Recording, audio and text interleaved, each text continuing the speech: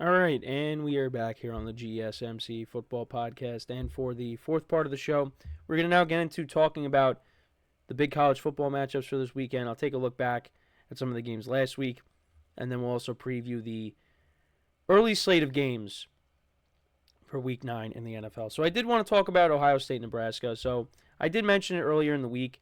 I thought, in terms of atmosphere, that was one of the best game experiences I've ever had. The crowd was awesome. Just being at the game, that was an experience I'm never going to forget. Now for the game itself, I mean, thought this game was going to be a blowout. Again, I'm not a big college football guy.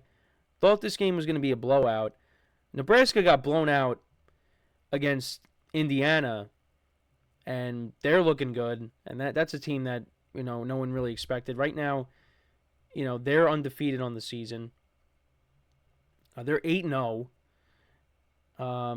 So, we'll see how their season ends up finishing out. But, yeah, going into this game, you thought Ohio State was going to blow them out. And, got off to a rough start for Nebraska because, they took the ball to start the game.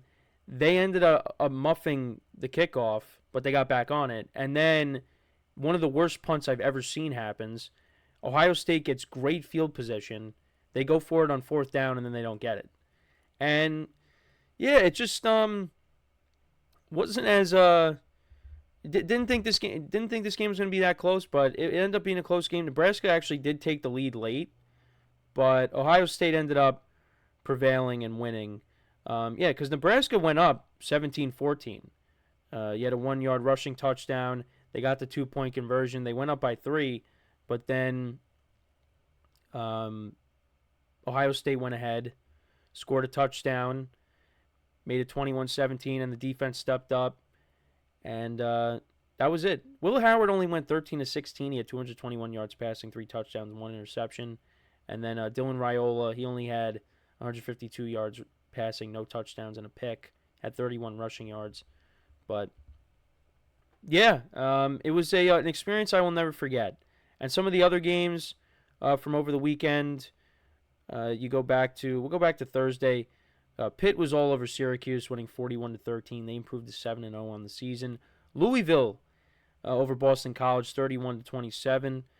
Boise State improved to 6-1. Aston Genty continues his good season, 128 yards rushing and a touchdown. They beat UNLV. They're 17th right now in the country. Notre Dame all over Navy, 51-14. Ole Miss defeating Oklahoma 26-14. Indiana over Washington 31-17. Let's look at some of the other big games here. Alabama 34-0 over Mizzou. You had BYU improving to 8-0 on the season, 37-24. Oregon winning 38-9 over Illinois. Thought the Illini would maybe put up a little bit of a fight. Vanderbilt, I mean, they put up a fight against Texas. They only lost 27-24. They could have won that game, but fell a little bit short there. Miami all over Florida State, 36-14. Texas A&M beating LSU, 38-23.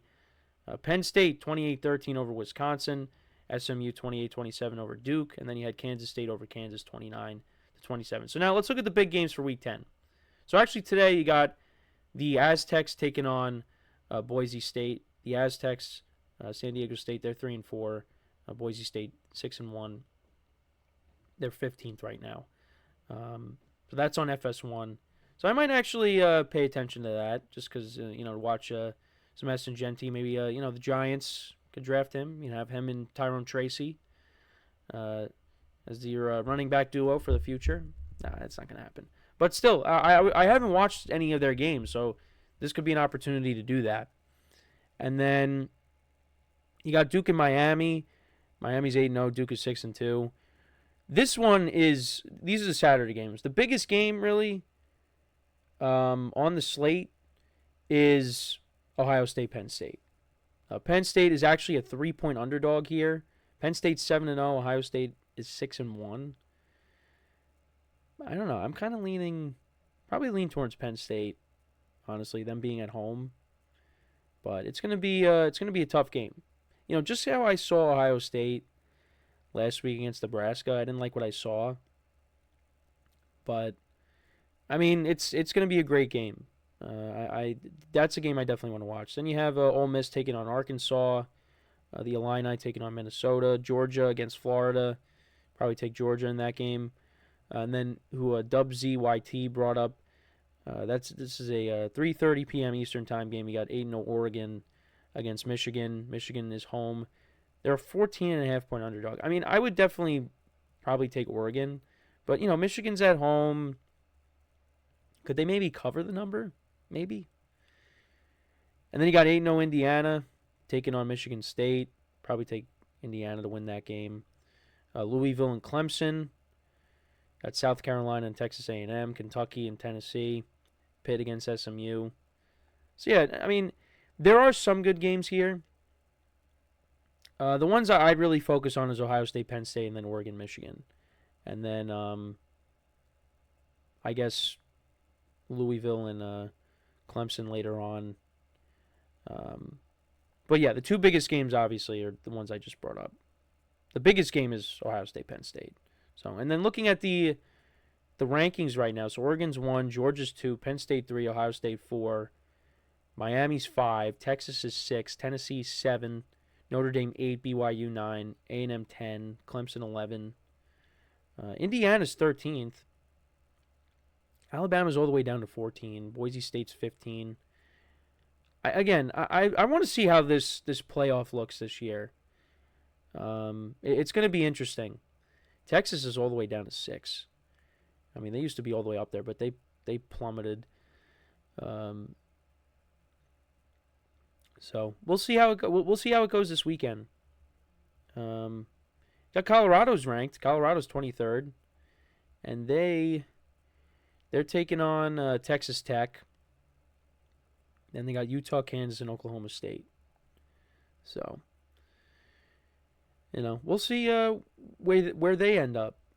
But, yeah, so that's what I wanted to go over with college football. Let me know what you guys think about the slate this weekend. Who do you have winning, some of the matchups? What are some of the things you're looking at this weekend with those games? So now let's get into the early slate of games for the NFL. So we'll start off with the Cowboys and the Falcons. Falcons are 3-point favorites. Cowboys coming off of a loss. Falcons coming off of a win in Tampa. Cowboys continue to lose to the 49ers. See, right now I'm going to take the Falcons. I don't feel great about it just because the Falcons have just been inconsistent at times this year. Kirk Cousins has looked really good against the Buccaneers, but then there are some games like against Seattle where he just doesn't play well. Now, the Cowboys, their defense is not great, and I don't think the Falcons' defense is that good either. They do have good players on this team, on that side of the ball. But I don't know. I feel like Dak and that offense could put up points against this defense. So I think this could be a back-and-forth game. So I don't really know what I might do with the points. I think the Falcons, being at home, they could, get the win here, but I don't feel great about it. I don't. This is a game I don't really know what to do there. And then looking at, this could be a sneaky good game, actually. You got the 5-3 Denver Broncos at the 5-3 Baltimore Ravens. Ravens are 8-point favorites right now. I honestly would take the points because I think that, the Ravens defense is not great. Pass defense not great. I mean, I saw, how they looked against the Browns with Jameis at quarterback. The Broncos defense has been good. Bo Nix is managing the game. I feel like, they could keep this game close. I would still take the Ravens to win, but I think the Broncos could definitely cover this number. It's a big number. But again, I wouldn't be surprised if Derrick Henry runs for over 200 yards and Lamar Jackson has 5 touchdowns in this game. But I do think the Broncos are a good enough team where they could keep it close. But I think the Ravens still end up winning. All right, then we got the 2-6 Saints against the Carolina Panthers, who are 1-7. Panthers are 7-point underdogs. It looks like Derek Carr might be back for this game. This is a game I have no idea. If Derek Carr plays, I guess I'll take the Saints. But if he doesn't, I don't know what to do. Do I take the points? Again, even with Derek Carr playing, it's a big number, and the Saints are just they have fallen since that 2-0 start. Part of that is because of injuries, but yeah, I'm gonna take the Saints and lay the points. If Derek Carr plays, I'll feel a little bit better, but if he doesn't, I mean, I just don't know. But either way, I would take the Saints to win. Then you got the Raiders and the Bengals. Bengals are 7-point favorites coming off of a loss to the Eagles. The Raiders coming in. They're coming off of another loss as well, losing to the Chiefs. Take the Bengals to win and cover. Don't feel great about it just because the Bengals defense is not great, but Bengals got to win this game. And I just think, if their offense gets it going like it has, that passing game with Jamar Chase, and I don't know if T. Higgins is playing, but, if the Bengals go up by multiple scores, I don't think the Raiders are going to be able to keep up. So I'll take the Bengals. I'm actually going to take the Browns against the Chargers. I like what I saw from Jameis last week. The Chargers do have a better defense, but, the Chargers, in order for them to, keep this game, how they want to play it, they're going to have to run the football. And I think they will be able to with J.K. Dobbins. But, the Browns looked like a better team with Jameis at quarterback. And I think, they're at home. I think they keep this momentum going. I think they win this game. It's going to be tough, but I like the Browns to win this game and improve to 3-6. But we'll see what happens. Then we got the Commanders and the Giants. In my spread pool, Giants were getting 3.5. Now the number went up to 4. They're 4-point underdogs. Giants are not good at home. They're not. They do always beat Washington. They should have beaten them this year if they had a kicker, but they did not. I got to go with the Commanders. Now, would it shock me if the Giants pulled off the upset or kept it within the number? No, but I just think this season is lost right now. I think the Giants' defense will show up like it does, but the Giants just can't put up points. They can't at home. So I'm going to go with the Commanders. And then you got the Patriots and the Titans. This was an interesting game. Right now, they're 3.5-point underdogs, the Patriots. This game could definitely be close. I don't know. Is Mason Rudolph playing quarterback again? I really don't know, to be honest. We could take a quick look because Will Levis is still, a little banged up. But honestly, if you're the Titans, do you even want to go back to Will Levis? It might be Will Levis. Let's see. Just take a little quick peek. So, Will Levis is still questionable. He was limited on Thursday. So maybe, if he doesn't play, we're gonna see Mason Rudolph. I don't know. I gotta see who ends up playing, and then on the other side of it too, Drake May, because Drake May had a concussion. He left the game against the Jets. So, what's gonna happen there? Right now he's questionable. He was limited again, and he might play on Sunday. So I don't know. I gotta see what ends up happening. But I could lean taking the points. But maybe the Titans being at home might take the Titans. I don't know.